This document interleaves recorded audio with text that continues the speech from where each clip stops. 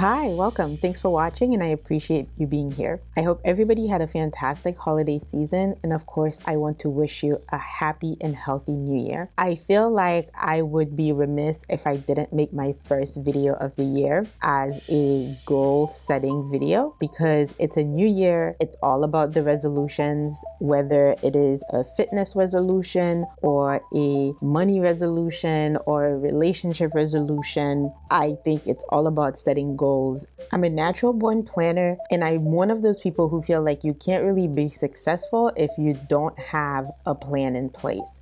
And setting goals and setting challenges for yourself is part of having that plan. I have always planned and set goals for myself, but when I started on YouTube last year, that's when I decided that I was going to start documenting and providing an update on my goals every single month. And I pick 1 or 2 goals a month and I report back on how I did on them. I'm gonna do something very similar this year, and the goals are gonna be very similar because many of these goals, they are things that are always good to do.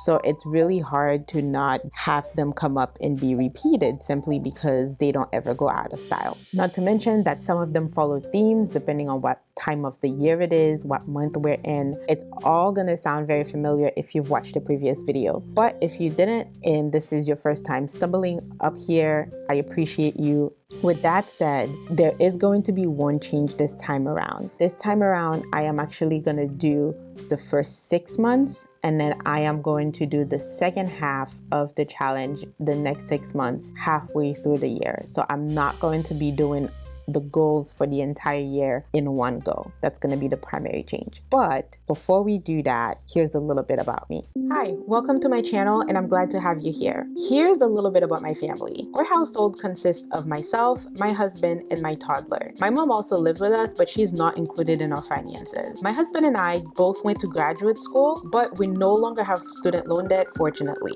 I work in banking and he works in aviation. I handle all of the family's finances, and I love my role as the self-appointed CFO. I love talking about all things money, making money, saving money, investing money, and optimizing my portfolio and my finances in general. I look forward to taking you on a wealth building journey with us. I hope you enjoyed the videos and the channel as a whole, and I look forward to getting to know you. I am very open, so feel free to send me messages at any time or starting conversations in the comment section below. Let's get started. I know January is already underway, but it's still early enough in the month. I think there is still time to definitely hit the reset button on your financial life. Since this is a personal finance channel, you are going to find that a lot of these have to do with money in one way or another. So the first thing is gonna be to set up a system to track all of your spending. I know that it is very difficult for some people to track how much they're spending, and you really can't manage what you're not tracking. And you're certainly not gonna be able to save if you don't know where your dollars are going. Set up a system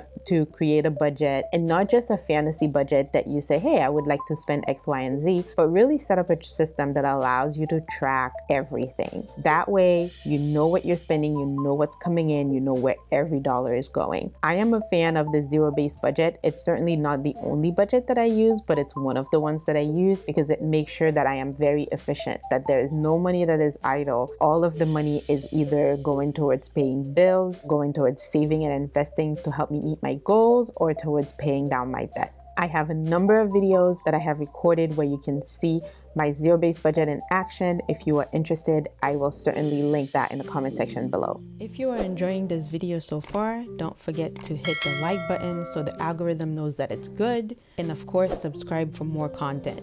If you think any of the information that I provide here might be helpful to somebody else, be sure to share it with them. The February challenge, I know, can be a very difficult challenge. The one that I selected is a no spend challenge. That is very hard. But it is also the shortest month in the year, so I figured if you're gonna have any chance of making it whatsoever, it's going to be in that month. And a no spend challenge is when you spend only on necessities. You spend on food, you spend on your utilities, you pay your mortgage or your rent, you pay your daycare bills, you pay your healthcare costs. But if there's anything that is considered an extra expense, a want, a luxury, delay it. And there are some benefits to that. One, it really teaches you self-control, and it forces you to not spend on things that you don't need, because that way, if you either have a situation where money gets tight in the future, if you lose your job, or if you want to save towards a goal, it helps you work on that. But also, delayed gratification is a good thing to learn, because sometimes we buy things on impulse and we might have a tendency to say, hey, I need this. But when you don't really need it, you really just want it. And if you sleep on it, you realize that, hey, maybe I can do without this thing. And a no spend challenge is always a good way to try and achieve these things. As far as February, for me, that is always a very difficult time for me to do a no spend challenge, because there's not only Valentine's Day that month, there are also a couple of birthdays. So I almost always find myself in a situation where I can't really successfully do a no spend challenge in February. But at the same time, I think that because it is the shortest month, I do want to give other people a chance to have success. My challenge for the month of March is going to be to review your credit report. That way you can correct any errors, you can dispute them, and do things that will help you improve your credit score. I picked the month of March, one, because we spend a lot of money over the holidays, and I know that not everybody pays off their credit cards in full. Some people do this. I don't do this, but some people carry a balance. Credit card interest rates are really high, so it's really bad for you to be carrying a balance on your credit card. It's not good for your financial well-being. Starting in March, you are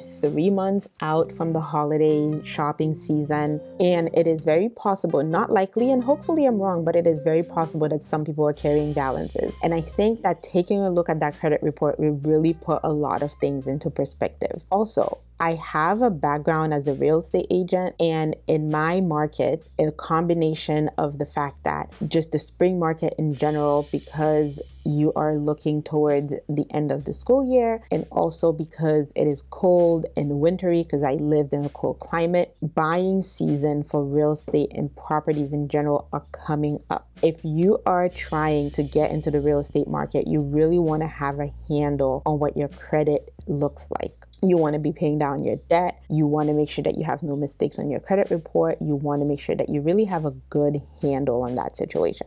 So that's why I tend to pick credit repair and debt pay down for the month of March. That way you are ready to hit the ground running in the spring market if there's any property that you are interested in. For the month of April, the month of April is designated as Financial Literacy Month. On top of that, it's also tax filing season. Honestly, tax filing season starts in January, and tax planning is a year-round event.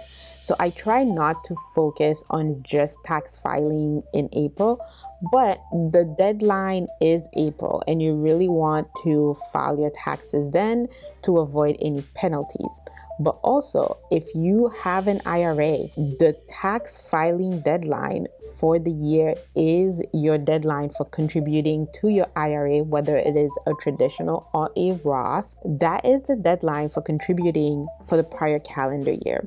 So there's a lot going on, lots of tight deadlines in the month of April. And as a result, I pick filing taxes and making sure that you max out your Roth or your traditional IRA for the previous calendar year. Reminder, tax season in 2023 is going to be April 18th because the 15th falls on a weekend. For the month of May, I am giving you a bit of leeway, and that is an opportunity for you to do some self-reflection. I want you to work on what your financial weakness is, whether it is paying off debt, cutting spending, whatever you think that might be. Work on that. In my case, my financial weakness is my constant desire to eat out. Now, because I don't know how to cook, but a combination of time and a combination of variety. Certainly, yes, I know how to cook a pretty good range of food types, but there are some food types that are either way too time consuming or they're just simply not in my skill set. For example, I love sushi and I love Thai food. Let's be honest, how good is my Thai food going to be? Or how good is my sushi roll going to be? Probably not that great. I tend to be very tempted to eat out a lot when I crave these kinds of food. So cooking more at home is something that tends to be a weakness for me, and eating out less. That would be something that I would be working on myself in the month of May. That's just one example, but for yourself, you just have to find out what is your weakness. What is the thing that you feel like you would be doing so much better if you didn't have this anchor around your neck? And then next is the month of June. And by the time you get to June, you're halfway through the year. June really is a time of reflection because you are at the halfway point. That is a great opportunity for you to both look back on how you did up to that point and look forward to see how you are going to rectify to make sure that you either continue doing well or that you course correct. That is why I designate June as the mid-year check-in. That is when you're going to review your spending, you make sure your budget is not off track, and if it's off track, you revisit and you try again for the rest of the year. It's enough time to establish a pattern that you can really analyze and determine if you are on the right track, but also it leaves you with the right amount of time for you to make some improvement. Like I said at the beginning of the video, I was only going to do a first half of the year, and then part 2 was going to come later. So that wraps it up for the first half of the goal setting video and the challenges that we're going to be doing. Hopefully you will be joining me on the journey. I hope you enjoyed the video. And if you come across this video and you would like to share what you're doing to prepare your finances for 2023, I would love to hear it. So what challenges are you interested in? What challenges do you think other people could benefit from? Feel free to leave a comment and let me know how things are going. Also, if you would either like to know how I'm doing with the challenges, or if you want to join me on the journey, just hit the subscribe button and turn on the notification bell. That way you can know whenever I post an update. I can't wait to do more videos throughout the year. Again, wishing you all a happy new year and much success in everything that you do in all of 2023. I would like to continue sharing my thoughts on all things money with you. So I would appreciate it if you could help out the channel by liking this video and sharing it with anyone you think might benefit from it. If you want to see more content, be sure to subscribe and hit that notification bell so you can know when new videos come out. I'll see you in the next one.